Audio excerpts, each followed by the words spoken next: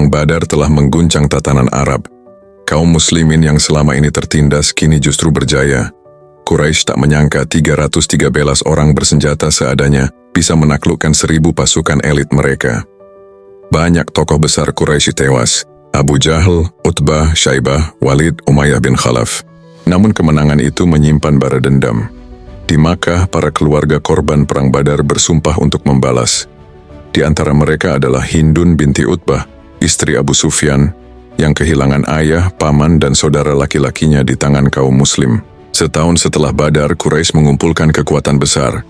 Abu Sufyan memimpin langsung ekspedisi ini.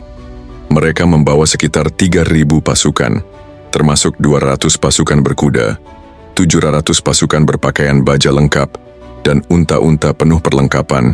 Di antara pasukan ini ada budak-budak wanita, termasuk Hindun, yang akan menabuh jenderang dan menyanyi untuk menyemangati pasukan Quraisy. Tujuan mereka jelas, menyerbu Madinah, membalas dendam atas Badar, dan menghancurkan semangat kaum muslimin. Rasulullah menerima laporan dari jaringan intelijen muslim. Quraisy mendekat. Beliau segera bermusyawarah dengan para sahabat.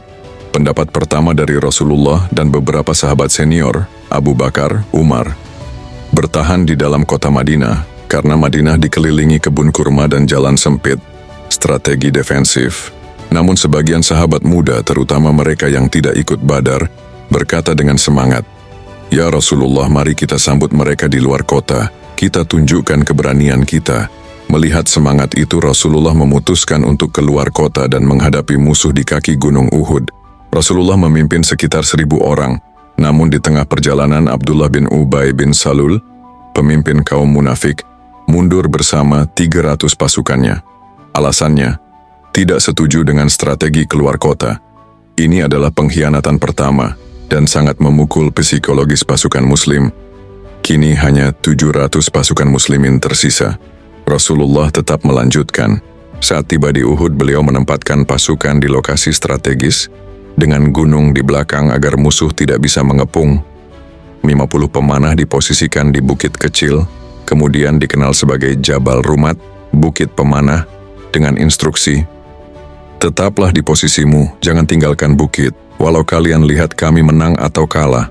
Pagi hari pasukan Quraisy menyerbu. Terjadi duel awal. Maju ke depan, dari Quraisy, Talhah bin Abi Talhah, dari Muslim, Ali bin Abi Thalib, dengan cepat menebas lawannya.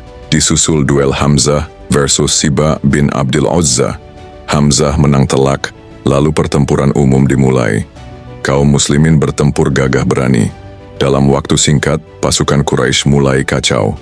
Banyak yang tewas, mundur, atau kocar-kacir. Kaum muslimin hampir menang. Melihat Quraisy mundur, para pemanah di Bukit Rumat mulai turun. Mereka mengira perang telah usai dan ingin ikut mengambil harta rampasan. Hanya segelintir yang bertahan, termasuk Abdullah bin Jubair yang terus meneriakkan, "Ingat, Rasulullah memerintahkan kita untuk tetap di sini." Namun suara ketamakan lebih kuat. Hampir semua pemanah turun. Kesempatan ini tidak disia-siakan oleh Khalid bin Walid, yang saat itu belum masuk Islam. Ia memimpin 200 pasukan kavaleri Quraisy. Melihat bukit kosong, ia memutar arah dan menyerang pasukan muslim dari belakang. Kondisi berubah total. Kaum muslimin kini terkepung dari dua sisi. Pasukan muslim terpecah.